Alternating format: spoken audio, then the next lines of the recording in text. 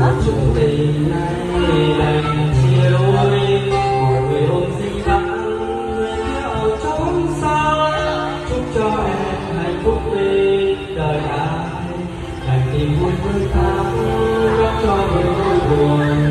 Được một ngày không được bao lâu, về trên đôi tình yêu là đã đau, chắc không ai để thấu cho lòng tôi.